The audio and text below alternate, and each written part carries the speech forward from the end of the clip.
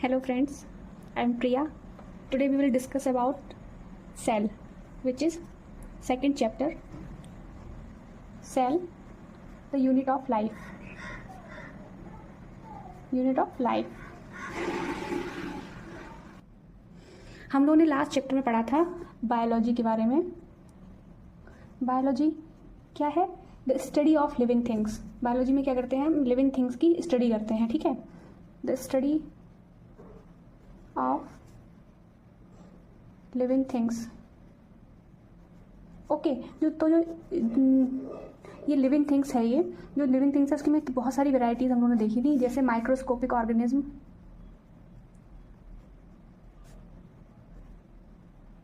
Microscopic organism ऐसे organism होते हैं जिनको हम आंखों से नहीं देख सकते, जैसे आपका है अमीबा. ठीक है, हम लोग उसको नेकेड आइज से नहीं देख सकते. और व्हेल ले लो, ठीक है, और बर्ड हैं, इंसेक्ट्स हैं. ये क्या है? कितनी वैरायटी ऑफ एनिमल्स हैं, लेकिन इन सब में क्या है? एक चीज़ कॉमन है. क्या? They all are made up of cells. ये सभी बने हुए किससे हैं? सेल से बने हुए हैं. किससे बने हुए? सेल से मिलकर बने हुए हैं. तो हमारा चैप्टर का नाम भी क्या है? सेल. तो हम सेल जानेंगे, सेल क्या होता है. तो सेल देखते हैं, तो हम जब सभी ऑर्गेनिज्म, जितने भी ऑर्गेनिज्म है वो सेल से मिलकर बने हुए हैं, तो हम कह सकते हैं ये एक फंडामेंटल स्ट्रक्चर है. क्या है? Fundamental structure. और क्या है? फंक्शनल यूनिट है. Functional unit. Smallest part of the body है ये. Smallest part of the body. Okay, और इसका इंडिपेंडेंट एग्जिस्टेंस है. ठीक है, तो कह सकते हैं हम हैव अ इंडिपेंडेंट एग्जिस्टेंस. अब क्या मतलब है? जैसे अगर कोई बिल्डिंग है, फॉर एग्जांपल ईंटों से मिलकर बनी है, एक बिल्डिंग है बहुत बड़ी, वो किससे मिलकर बनी है? ईंटों से मिलकर बनी है. ऐसे ही हमारे जो बॉडी है वो किससे मिलकर बनी है? सेल से मिलकर बनी है. तो जो बेसिक स्ट्रक्चर है, फंडामेंटल स्ट्रक्चर है, बेसिक स्ट्रक्चर है, वो क्या है? सेल है. तो इसलिए हम कह रहे हैं फंडामेंटल स्ट्रक्चर है हमारे ऑर्गेनिज्म, जितने भी ऑर्गेनिज्म है उसकी क्या है? फंडामेंटल स्ट्रक्चर है जो सेल है. फंक्शनल यूनिट मतलब फंक्शन, जो लाइफ के एसेंशियल फंक्शन होते हैं वो सारी लाइफ सेल है ना वो परफॉर्म करती है. जैसे सेल है एक, वो क्या करती है? डिवाइड भी होती है, 1 से 2 हो जाती है. तो ऐसे ही कुछ एसेंशियल जरूरी जो फंक्शंस हैं वो परफॉर्म करती है सेल. उसके बारे में आगे देखेंगे भी. Smallest part of the body, body की सबसे छोटी पार्ट है. सेल से मिलकर हमारा सारा बॉडी ऑर्गन बना होता है. ठीक है, have the independent existence. Independent existence रखती है. जैसे एक सेल है, अमीबा ले लो. अमीबा क्या है? एक सेल से बना होता है. तो इसकी क्या है? इंडिपेंडेंटली इसका एग्जिस्टेंस है. और अगर सेल है, सेल जैसे फोटोसिंथेसिस परफॉर्म करती है, ऐसे ही लाइफ के एसेंशियल बहुत सारे वर्क करती है, तो इनका इंडिपेंडेंट एग्जिस्टेंस भी. हमारी बॉडी में जितने भी ऑर्गन है, जैसे माना प्लांट अगर देखते हैं, प्लांट्स देखते हैं यहाँ पे, और एक देखते हैं एनिमल. अब इसमें जैसे प्लांट्स में क्या है? लीव्स है, लीफ है, फ्लावर है, रूट, वुड. ये सब लीफ किससे मिलकर बनी हुई है? सेल से ही मिलकर बनी है. फ्लावर किससे बना है? वो भी सेल से ही मिलकर बना हुआ है. जब फ्लावर बनता है उसमें छोटे छोटे सेल्स मिलकर फ्लावर की पेटल वगैरह सब बनाते हैं. रूट में भी क्या है? आपका सेल से मिलकर बनी है. वुड है, वो भी बहुत सारी जो सेल्स हैं मिलके बनाती हैं. ऐसे एनिमल में से ब्रेन है, स्किन है, मसल्स हैं, बोन है, ये सभी क्या है? सेल से मिलकर बनी होती है. ब्रेन है वो हमारी बहुत सारी सेल से मिलकर बना होता है. स्किन है वो भी डिफरेंट टाइप ऑफ सेल से मिलकर बना होता है. मसल्स है वो डिफरेंट टाइप्स ऑफ सेल से मिलकर बनाता है. तो ये दोनों क्या है? Composed of large number of cells. बहुत सारी सेल से मिलकर बने होते हैं. Composed of large number of cells. ठीक है, अब जो सेल है उसकी क्या है? अपनी लाइफ होती है. Every cell have own life. जैसे अब ये जो सेल है ये क्या करेगी? डिवाइड हो जाएगी. 2 सेल में डिवाइड हो गई. ठीक है, अब क्या होगी? ये वर्क करते करते करते क्या हो जाएगी? वीक हो जाएगी. वीक होके क्या होगी? ओल्ड हो जाएगी. ओल्ड हो गई, फिर ये क्या होगी? डाई, मर जाएगी सेल. और फिर इसकी जगह कोई नई सेल होगी, वो इसकी जगह ले लेगी, रिप्लेस हो जाएगी. जो ओल्ड सेल है वो न्यू सेल से क्या हो जाएगी? रिप्लेस हो जाएगी. तो क्या है? इसकी अपनी एक लाइफ होती है. जैसे हम एग्जाम्पल देखते हैं, जो RBCs होती हैं. RBCs क्या होती है? ब्लड में एक टाइप की सेल्स होती हैं RBCs. उनका जो लाइफ स्पान है 120 डेज का होता है. ठीक है, 120 डेज तक ही उनका लाइफ स्पान होता है RBC सेल्स का. ठीक है, तो सभी सेल्स का क्या है? अपनी अपनी ऑन लाइफ होती है, अपनी अपनी लाइफ होती है. ओके, अब देखते हैं जो सेल्स है हमारी वो क्या है? माइक्रोस्कोपिक हैं. सेल क्या है? माइक्रोस्कोपिक। इसका मतलब है हम लोग नेकेड आई से हम लोग इसको सेल को नहीं देख सकते, नॉर्मल आई से हम लोग नहीं देख सकते सेल को। तो इसके लिए हमको किसकी जरूरत पड़ेगी? मैग्नीफाइंग एड्स की जरूरत पड़ेगी। किसकी पड़ेगी? Magnifying ads. मैग्नीफाइंग एड्स होते हैं किसी भी छोटे ऑब्जेक्ट को बड़ा करके दिखाना, मैग्नीफाइंग एड्स वर्क। जैसे हम लोगों ने देखा एक ऐसा लेंस होता है, हाथ में पकड़ते हैं जिसको हम लोग, और वो ऐसे करके लेंस होता है, उससे देखते हैं ऐसे करके। तो वो क्या है? मैग्नीफाइंग एड्स है एक तरह का, जो छोटी चीज़ को बड़ा करके दिखा रहा है। ठीक है, तो हम माइक्रोस्कोप की जैसे डिस्कवरी हुई, उसमें से देखते हैं कुछ डिस्कवरीज देख लेते हैं हम लोग। जैसे सिंपल माइक्रोस्कोप। ठीक है, अब ये क्या है? जो ये सिंपल माइक्रोस्कोप है, इसको किसने बनाया है? इसको बनाया है एक साइंटिस्ट थे, डच साइंटिस्ट।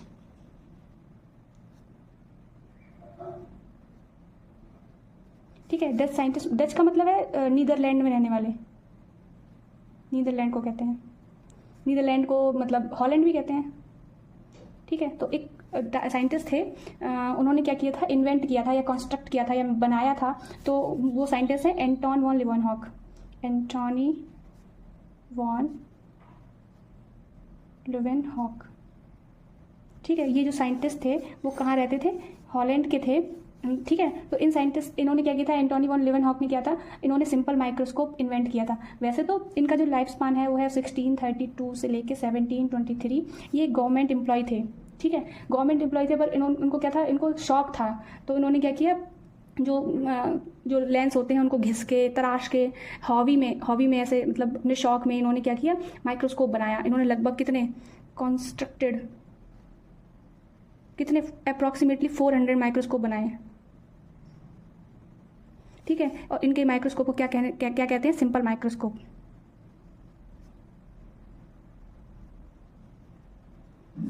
ठीक है, इन्होंने क्या किया था? इन्होंने एक लेंस यूज किया था, जो क्या था? बाइकॉन्वेक्स। बाइकॉन्वेक्स क्या होता है? किनारे की तरफ पतला होता है, बीच में मोटा होता है। कौन सा यूज था? बाइकॉन्वेक्स। ठीक है, और इसकी जो मैग्नीफाइंग पावर थी वो 200 टाइम थी। इसका मतलब यह है कि अगर ये छोटी इतनी बड़ी चीज़ है, इसको 200 गुना बड़ा करके दिखाती थी। 1 गुना 2 3 4 ऐसे करके 200 गुना बड़ा करके दिखाती थी। इसकी इतनी पावर थी जो उन्होंने सिंपल माइक्रोस्कोप बनाया था उसकी। ये दिखने में लगभग ऐसा दिखता था।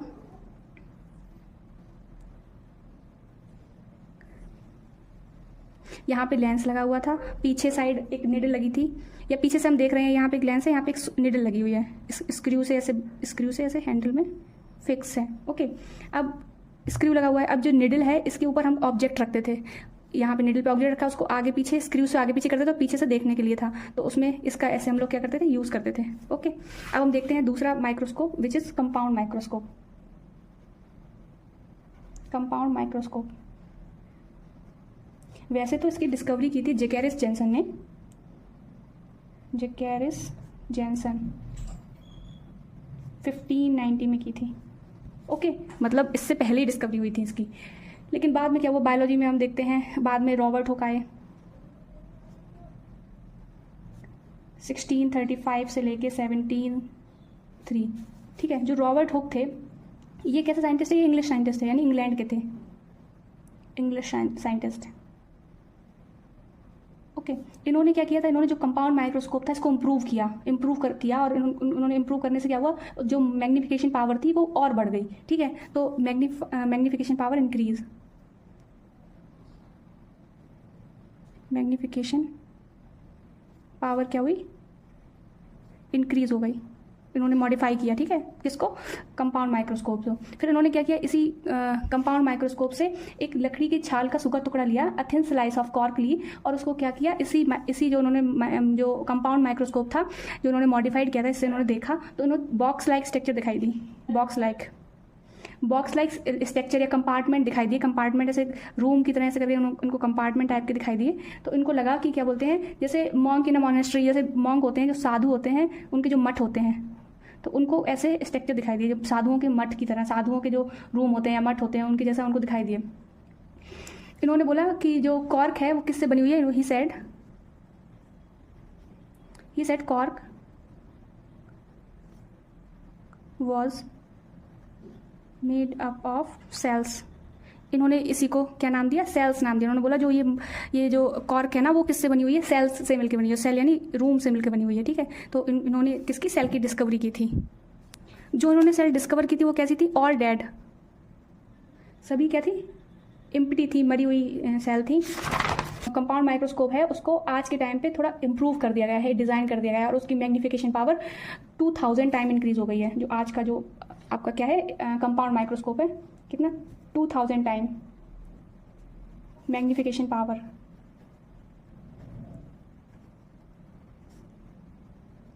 जो आज के टाइम पे हम लोग कंपाउंड माइक्रोस्कोप यूज़ करते हैं उसकी पावर इतनी इंक्रीज हो गई है, क्योंकि डेवलप होते होते उसमें और लेंसेस और डिफरेंट और लेंसेस यूज़ किए, तो उससे क्या हुआ उसकी जो मैग्नीफिकेशन पावर और इंक्रीज होती चली। कोई भी ऑब्जेक्ट अगर हम देख रहे हैं तो वो हमें 200 गुना बड़ा दिखाई दे, 2000 गुना बड़ा दिखाई देगा, ठीक है।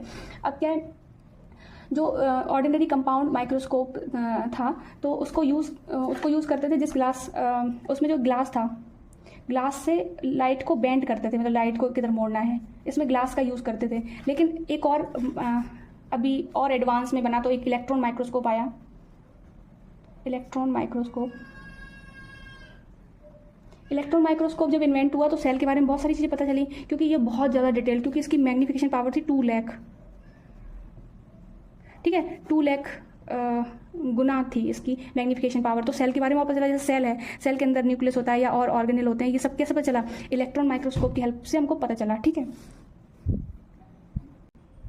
इसमें किसका यूज़ करते थे, इसमें इलेक्ट्रॉन्स का यूज़ करते थे, और जिसको बेंड करने के लिए इसमें इलेक्ट्रॉन्स का यूज़ करते थे, ठीक है। उसको बेंड किससे करते थे, मैग्नेट से करते नहीं, इसको करते हैं मैग्नेट से बेंड करते हैं। इसमें लाइट का यूज़ करते थे, जिसको बेंड करते थे लेंस से, मोड़ते थे लेंस से, ठीक है। तो ये हमारा क्या हो गया, आपका माइक्रोस्कोप का इन्वेंशन हो गया। आपको 3 पता चले कौन कौन से माइक्रोस्कोप होते हैं। आपका पहला simple microscope, simple, compound and electron. Okay, अब हम देखते हैं कुछ साइंटिस्ट के बारे में।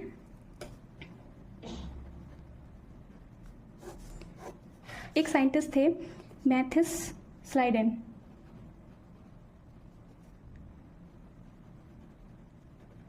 ठीक है, और एक साइंटिस्ट थे आपके Theodore swan.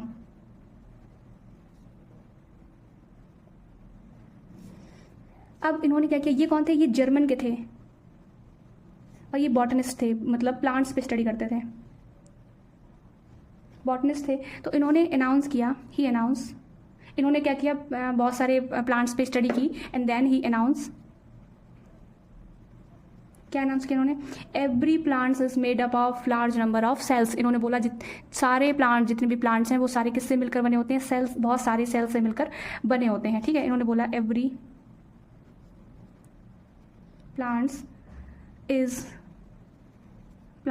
Plant is made up of large number of cells, ठीक है। और इन्होंने ऐड किया, और इन्होंने इसमें थोड़ा सा इंप्रूव करके और बताया, और ऐड किया इन्होंने, एक लाइन और ऐड की, each of these cells performed various life processes.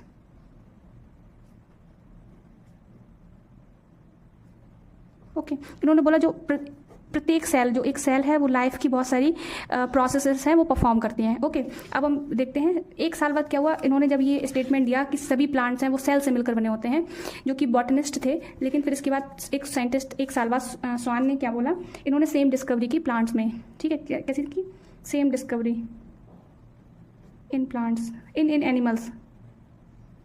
ये जूलॉजिस्ट थे, ये भी जर्मन के थे और जूलॉजिस्ट थे, ठीक है। इन्होंने एनिमल्स की, और इन्होंने बोला कि इन्होंने डिक्लेयर किया कि that all plants and animals are composed of cells, ठीक है। इन्होंने बोला सारे plants, all plants and animals are composed of cells which serve as the unit of structure and function. इन्होंने बोला कि सारे एक साल बाद, पहले तो इन्होंने बॉटनिस्ट आए, इन्होंने प्लांट भी स्टडी की, तो उन्होंने बोला सारे प्लांट्स हैं वो सेल से मिलकर बने होते हैं, और जो सेल है, प्रत्येक सेल है ना वो different type of process perform करती है, इन्होंने ये बोला। लेकिन फिर जो स्वान आए एक साल बाद, इन्होंने बोला, इन्होंने एनिमल्स में डिस्कवरी की, क्योंकि ये जूलॉजिस्ट थे, तो उन्होंने बोला कि all plants and animals are composed of cells. जितने भी प्लांट्स और एनिमल्स हैं वो किससे बने हुए हैं? सेल से बने हुए हैं, जो कि क्या है? स्ट्रक्चरल एंड फंक्शनल यूनिट है, मतलब बेसिक स्ट्रक्चर है और फंक्शन परफॉर्म करते हैं। प्रत्येक सेल फंक्शन भी परफॉर्म करती है और बेसिक स्ट्रक्चर भी, इन्होंने ये बोला। इसी को हम कहते हैं सेल थ्योरी। क्या बोलेंगे? Cell theory. तो जो सेल थ्योरी है उसको प्रपोज किया है स्लाइडेन एंड स्वान ने, ठीक है। सेल थ्योरी, इसी को सेल थ्योरी कह रहे हैं, जिसको प्रपोज किसने किया है? Proposed by Schwann and Schleiden. Okay, अब इसके बाद एक और साइंटिस्ट आए, रुडोल्फ वर्काउ।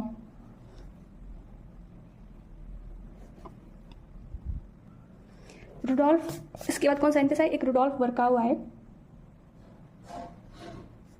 1858 में। इन्होंने सेल थ्योरी में कुछ और ऐड किया, इन्होंने एक लाइन और ऐड की, all cell arise from pre existing cell.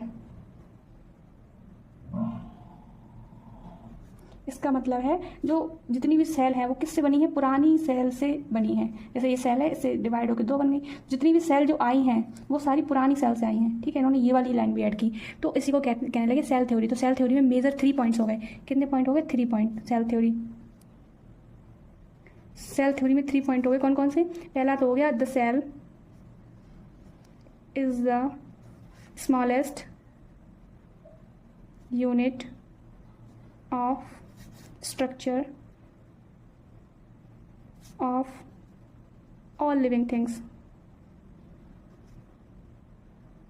ठीक है, जो सेल है वो क्या है? स्मॉलेस्ट यूनिट है, सबसे छोटी यूनिट है, unit of the structure of the living organism, ठीक है। स्ट्रक्चरल यूनिट है, सबसे बेसिक, सबसे छोटी यूनिट, स्मॉलेस्ट स्ट्रक्चरल यूनिट है। सेकेंड पॉइंट था आपका, the cell is the unit of function of all living things। ठीक है, ये क्या है? फंक्शन। ईच सेल क्या है? फंक्शन परफॉर्म कर रही है। जितनी भी सेल मिलकर बनी है, प्रत्येक सेल क्या कर रही है? फंक्शन परफॉर्म कर रही है। तो क्या है? यूनिट ऑफ फंक्शन भी है ये। और थर्ड पॉइंट था आपका, जो कि किसने? रुडोल्फ वर्काउ ने ऐड किया था, all cell arise from pre existing cell. Okay, तो ये क्या हो गई? आपकी सेल थ्योरी हो गई। इसी को कहते हैं सेल थ्योरी, ठीक है। अब हम देखते हैं इस जो सेल थ्योरी है इसको एक्सप्लेन करके देखते हैं इसका क्या मतलब है। जैसे इसमें कुछ पॉइंट्स हैं सेल थ्योरी, जैसे फर्स्ट पॉइंट है स्ट्रक्चरल यूनिट, एक पॉइंट है आपका फंक्शनल यूनिट। सेल है डाई, मर जाती हैं और क्या है? रिप्लेस हो जाती हैं, तो क्या लिखते हैं? सेल डाई एंड रिप्लेस, ठीक है। और एक पॉइंट आपका और लिख सकते हैं, most life start as single cells. Most life start as a single cell. बहुत सारी जो लाइफ है वो सिंगल सेल से स्टार्ट होती है, क्योंकि कह रहे हैं all cell arise from pre existing cell. जितनी भी सेल बनती हैं वो नई पुरानी सेल से बनती है। तो सेल क्या है? रिप्लेस भी जाती है पुरानी, जैसे कोई सेल डाई हो गई, वो उसकी जगह दूसरी सेल आ जाएगी, तो रिप्लेस हो जाती है। और बहुत सारी एक सेल से क्या है? न्यू ऑर्गेनिज्म बन जाता है।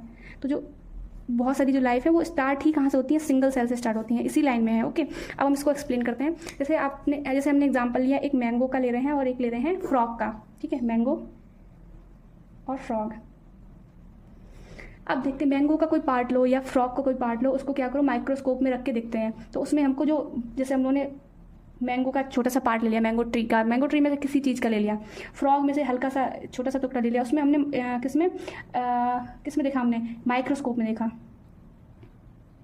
तो उसमें हमको क्या दिखाई देगा? हमको सेलुलर स्ट्रक्चर दिखाई देगी। सेलुलर स्ट्रक्चर, सेल की स्ट्रक्चर दिखाई देगी, इसी को हम कह रहे हैं स्ट्रक्चरल यूनिट कह रहे हैं, ठीक है। क्या हमको दिखाई देगा? सेलुलर स्ट्रक्चर दिखाई देगी, बहुत सारी सेल ऐसे करके सेल दिखाई देंगी। तो क्या है? इसी को कह रहे हैं, जो सेल है वो क्या है? स्ट्रक्चरल यूनिट है। कोई भी प्लांट्स ले रहे हैं हम या फ्रॉग ले रहे हैं, उसकी बेसिक यूनिट या स्ट्रक्चरल यूनिट क्या है? वो सेल है। अब देखते हैं फंक्शनल यूनिट। फंक्शनल यूनिट मतलब जैसे अगर फ्रॉग का मूवमेंट है, उसका पैर अगर मूव कर रहा है वो, तो मूव किस वजह से हो रहा है? Because of the contraction of the muscle cells. जो मसल सेल्स हैं उसमें कॉन्ट्रैक्शन हो रहा है। किसमें हो रहा है? कॉन्ट्रैक्शन ऑफ मसल सेल जो मूव करते हैं। मैं भी अपना हाथ मूव कर रही हूँ, ये किस लिए हो पा रहा है? ये हो पा रहा है हमारी सेल्स में कॉन्ट्रैक्शन, जो मसल सेल्स हैं उनमें क्या हो रहा है? कॉन्ट्रैक्शन हो रहा है, उसकी वजह से तो कर पा रहे हैं। जैसे कुछ एग्जांपल, जैसे जो हमारी सेल्स हैं वो क्या करती है? डाइजेस्ट फूड को एब्जॉर्ब करती हैं। जो सेल है क्या कर रही है? सेल है जो फूड डाइजेस्ट हुआ उसको एब्जॉर्ब कर रही है, तो क्या फंक्शन परफॉर्म कर रही है? सेल भी फंक्शन, ये मसल सेल क्या है? जब कोई फंक्शन परफॉर्म कर रही है तभी तो हम हाथ अपना मूव कर पा रहे हैं। खाना डाइजेस्ट होकर एब्जॉर्ब हो रहा है सेल में, ये भी क्या है? फंक्शन परफॉर्म हो रहा है। और क्या बोलते हैं? फोटोसिंथेसिस होती है। फोटोसिंथेसिस किसी लीव में खाना, सूर्य की सन रे से क्या बनता है? फूड बनता है, तो वो भी सेल में जो फंक्शन परफॉर्म हो रहा है, तो फंक्शनल यूनिट है। ठीक है, सेल में क्या हो रहा है? फंक्शन भी परफॉर्म हो रहा है। ठीक है, जैसे एक एग्जांपल, जैसे रूट है हमारी, रूट, ये रूट गई एक, ये किसके अंदर गई है? सॉइल के अंदर रूट है। अब इसमें जो वाटर है वो हम लोग पानी डालते हैं इसमें, तो वाटर जो एब्जॉर्ब हो रहा है रूट में वो सेल से ही तो हो रहा है। सेल क्या कर रहे हैं? वाटर को क्या कर रहे हैं? सॉइल से एब्जॉर्ब कर ले रहे हैं। तो क्या है? सेल क्या है? फंक्शनल यूनिट है, एक फंक्शन परफॉर्म कर रही है। ओके, अब आ जाते हैं सेल डाई एंड रिप्लेस। जैसे हम लोग बॉडी ऑफ फ्रॉग या मैंगो ट्री लेते हैं, जो कि मिलियन और मिलियन सेल से मिलकर बनी होती हैं। फ्रॉग भी किससे बना होगा? मिलियंस ऑफ सेल से बना होगा। और जो मैंगो ट्री है वो भी मिलियन और मिलियन सेल से बना होगा। अब क्या होती है? जो सेल है वो क्या करती है? कुछ टाइम बाद डाई कर जाती हैं। मैनी सेल डाई, और किससे? Replace by new cell.